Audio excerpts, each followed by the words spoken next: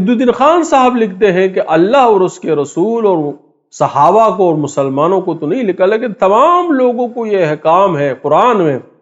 کہ ان سے لڑیے یہاں تک کہ فتنہ جو ہے وہ باقی نہ رہے۔ تو وحید الدین خان صاحب لکھتے ہیں کہ سب سے بڑا جو فتنہ تھا وہ یہ تھا کہ بادشاہ جو ہے وہ لوگوں کے مذہب کا اور دین کا مالک ہوا کرتا۔ کہتے تھے کہ وَالنَّاسُ عَلَى دِينِ مَلُوكِهِمْ، لوگ جو تھے وہ اپنے ملک کے دین پر ہوا کرتے تھے۔ اور اس کی سب سے بڑی مثال جو ہے وہ فرعون کی ہے کہ جب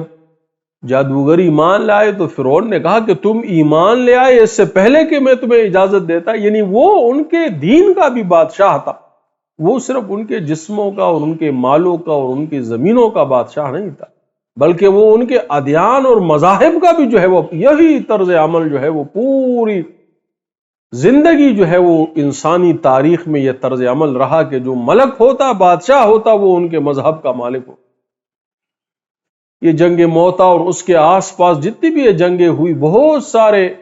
عرب قبائل جو اس وقت رومن امپائر کے زیر اثر تھے، ان میں سے جو ایمان لائے شہید کر دیے گئے، قتل کر دیے گئے رومن امپائر کی طرف سے کہ بھئی تم اپنے آپ سے ایمان لے آئے۔ بادشاہ کے خلاف بغاوت سمجھا جاتا تھا، دین کو تبدیل کرنا، مذہب کو تبدیل کرنا یہ بادشاہ کے خلاف بغاوت سمجھا جاتا تھا۔